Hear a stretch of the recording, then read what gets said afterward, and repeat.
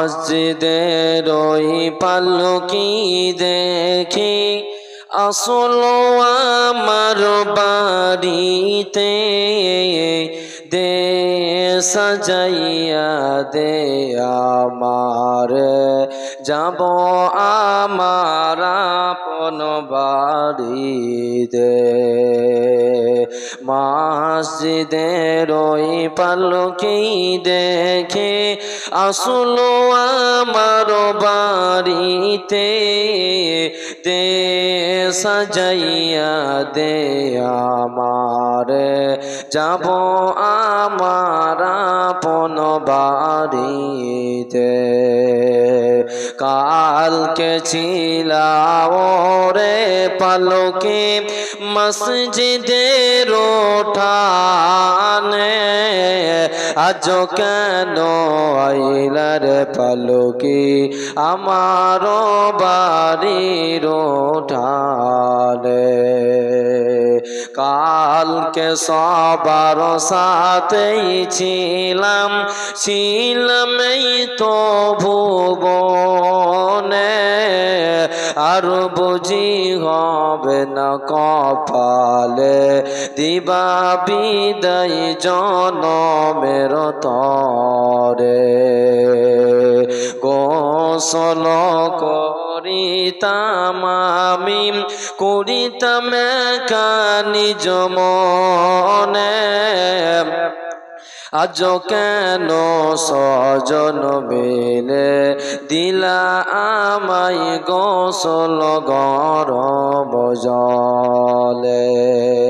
এতদিন ছিলাম খাটো পালঙ্কে, ছিলাম এই তো ঘরে, আরো বুঝি হবে না কপালে দিবা বিদায় জনমের তরে। বাপ ভাইয়ের সাথেই ছিলাম, কথা বলতো প্রাণ খোলে, আজ কত ডাকি গো আমি, তারা কেন গো কানে না শোনে। বাপ ভাইয়ের সাথেই ছিলাম, কথা বলতো প্রাণ খোলে, আজ কত ডাকি গো আমি, তারা কেন গো কানে না শোনে। নিজের কাপড় পরিতাম ও সাজিতাম আপন মনে, আজ কেন সাজাইলা গো সাজাইলা সাদা কাপড়ে। কোথাও যাইবার ইচ্ছা হলে যেতাম পায়ে হেঁটে, আজ কেন যতন করে নীলা আমায় কাঁধে করে। মসজিদের ওই পালকি দেখে আসলো আমার বাড়িতে, দে সাজাইয়া দে আমারে, যাব আমার আপন বাড়িতে। কত ভালোবাসো মোরে, আদর করছো প্রাণ ভরে, আজ কেমনে থাকিবা ঘরে রাখিয়া আমায় আধার কবরে। মসজিদের ওই পালকি দেখি আসলো আমার বাড়িতে, দে সাজাইয়া দে আমারে, যাব আমার আপন বাড়িতে। লিল্লাহি তাকবীর, নারায়ে তাকবীর, আল্লাহু আকবার। আপনার না খেয়ে এসছেন নাকি ভাই? আপনাদের গলারই পাওয়ারই আসছে না গো। আমরা বক্তা মানুষ না হলে আমরা প্রতিদিন জালসা করছি, গলা বস থাকবে, এই কারণে আমাদের গলা উঠবে না। কিন্তু আপনারা চা খাচ্ছেন, বিভিন্ন রকম আপনারা জিনিস খাচ্ছেন, তাও আপনার গলা কেন উঠছে না? লিল্লাহে তাকবীর। শ্রদ্ধেয় সম্মানীয় আজকের চলমান সভার সুযোগ্য নির্বাচিত নির্ধারিত আজকের চলমান সভার সুযোগ্য সভাপতি, স্টেজে থাকা উলামায়ে কেরাম, সামনে থাকা দিনদার ইমানদার মুমিন ভাই সকল, প্রজেক্টের মাধ্যমে দেখনেওয়ালি আমার মায়ের জাত, বোনের জাত, সলেহা মুমিনা, প্রাণ প্রিয় কিশনগঞ্জবাসী, বিহারবাসী, সর্বপ্রথমে সে আল্লাহ সুবহানাহু ওয়া তাআলার দরবারে শুকরিয়া আদায় করি যে আল্লাহ সুবহানাহু ওয়া তাআলা আমাদেরকে এক মসজিদ কেন্দ্রিক আয়োজিত মাহফিলে বসিয়ে কোরআন এবং হাদিসের আলোচনা করার, আপনাদেরকে যিনি শ্রবণ করার তৌফিক এনায়াত করেছেন, তিনার দরবারে আমরা শুকরিয়া আদায় করি। সকলে জবান খুলে মহব্বতের সঙ্গে উচ্চ আওয়াজে পড়ি আলহামদুলিল্লাহ। তারই পরে তারে হাবিব, তারে দুরুদ, সাজদারে মাদানী, নবী সেনেমনি, নবী মাক্কি, নবী মাদানী, নবী আহমদ, নবী মুহাম্মদ রাসূলুল্লাহ সাল্লাল্লাহু আলাইহি ওয়াসাল্লাম। আল্লাহুম্মা সাল্লি আলাইহি, আল্লাহুম্মা বারিক আলাইহি। ভাই এবং বাপজিগণ আমার, আমি আলোচনা চালু করার পূর্বে আমি আপনাদেরকে কিছু কথা বলবো।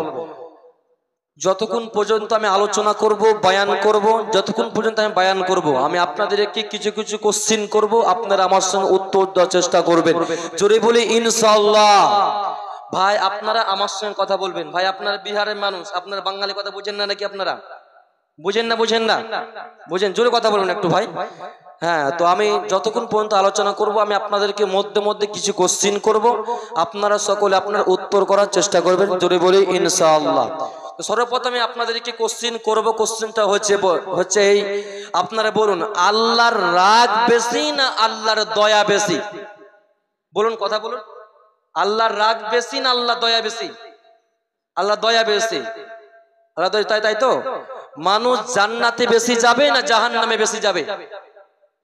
জান্নাতে বেশি যাবে। কি করে বুঝলেন? আমরা তো সবাই জানি, আমরা বেশিরভাগ মানুষই আমরা নামাজ পড়ি না কো, দান সাদকা করি না কো, আল্লাহর হুকুমকে মানি না, কোরআনকে মানি না, নবীর সুন্নাতকে মানি না। এই কারণে আমরা বুঝতে পারছি বেশিরভাগ মানুষ জাহান্নামে যাবে। আপনার আমার মনে প্রশ্ন জাগতে পারে, আল্লাহর দয়া বেশি তো আল্লাহ কেন মানুষকে 999 জনকে কেন জাহান্নামে দিবে? আবু সাঈদ খুদরি রাদিয়াল্লাহু তাআলা আনহু, তিনি হাদিসের রাবী, তিনি বর্ণনা করেছেন আল্লাহ রাসূল সাল্লাল্লাহু আলাইহি ওয়াসাল্লাম বলছেন, কিয়ামতের দিন আল্লাহ সুবহানাহু ওয়া তাআলা আদম আলাইহিস সালামকে বলবেন, হে আদম। আদমকে আল্লাহ সুবহানাহু ওয়া তাআলা ডাকবেন, হে আদম। তখন আদম আলাইহিস সালাম বলবে, জি আল্লাহ, আমি হাজির আছি, উপস্থিত আছি, লাব্বাইক আল্লাহ। তখন আল্লাহ বলবেন, হে আদম, তোমার সন্তানদেরকে জাহান্নামীদেরকে তুমি বাছাই করে নাও। কাদেরকে বাছাই করে নাও ভাই? জাহান্নামীদেরকে বাছাই করে নাও। একথা শুনে আদম আলাইহিস সালাম আল্লাহকে জিজ্ঞাসা করবেন, হে আমার পালনকর্তা, আমি কতজনকে আমি জাহান্নামীদেরকে বাছাই করব? তো আল্লাহ বলবেন, 1999 জনকে তুমি বাছাই করে নাও।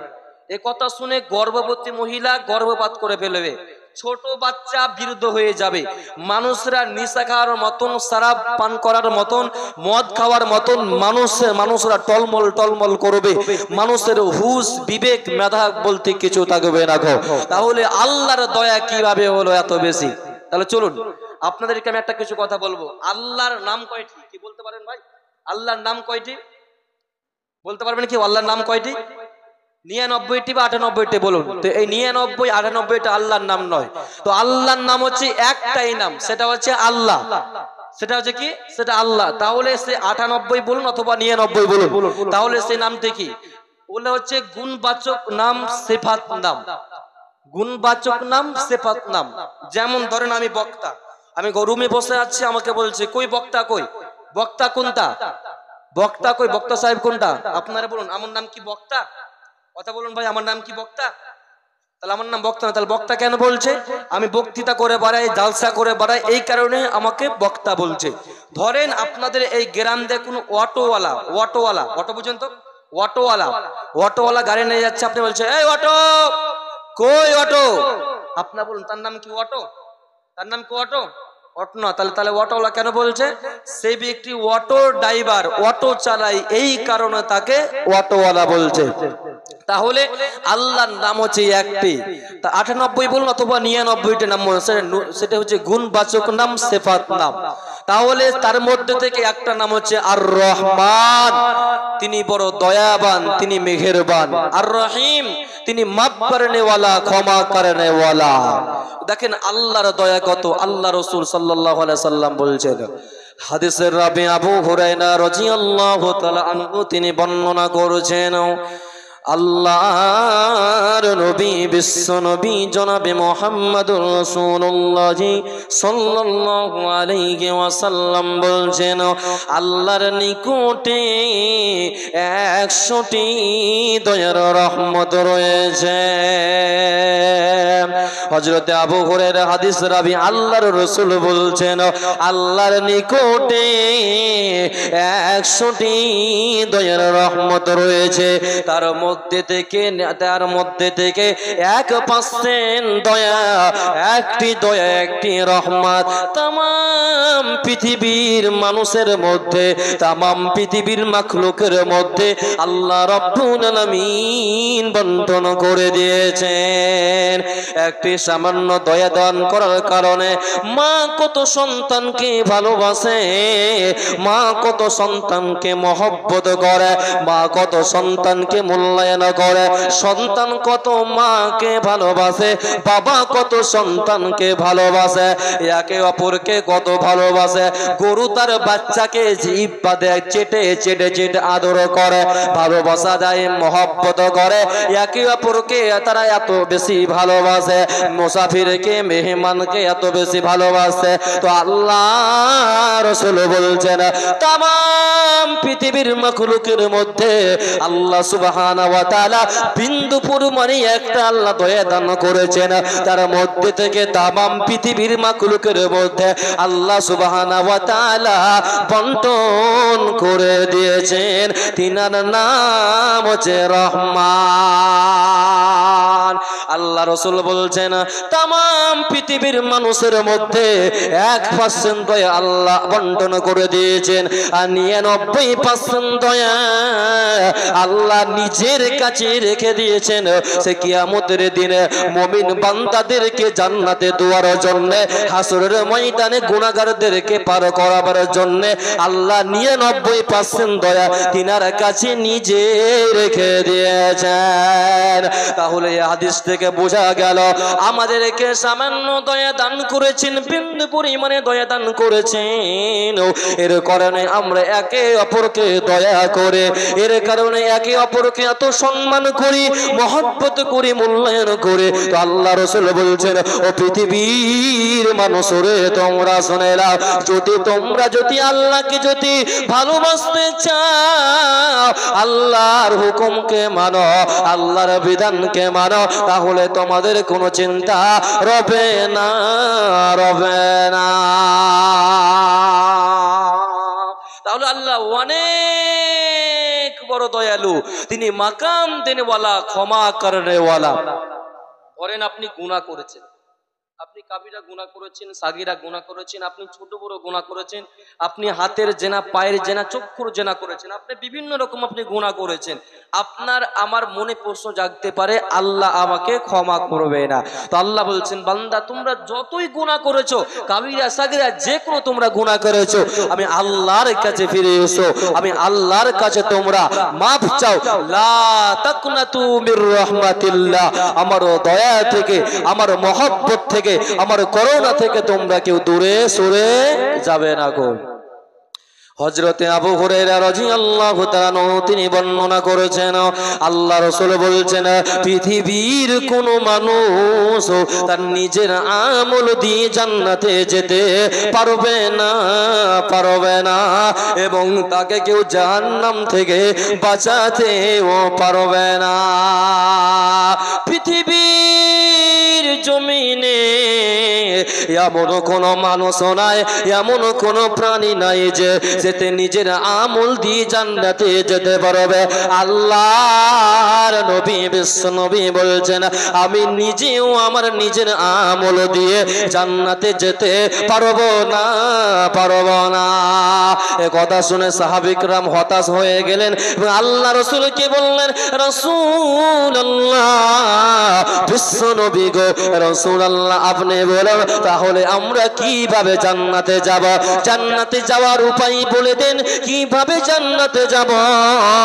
তো আল্লাহ রাসূল বললেন ও আমার সাহাবীরা, ও আমার উম্মত উম্মতেরা, তোমরা শোনো, যতক্ষণ পর্যন্ত আল্লাহ সুবহানাহু ওয়া তাআলা তার নিজের বান্দার প্রতি যতক্ষণ পর্যন্ত দয়া না করবেন ততক্ষণ পর্যন্ত পৃথিবীর কেউ জান্নাতে যেতে পারবে না, পারবে না।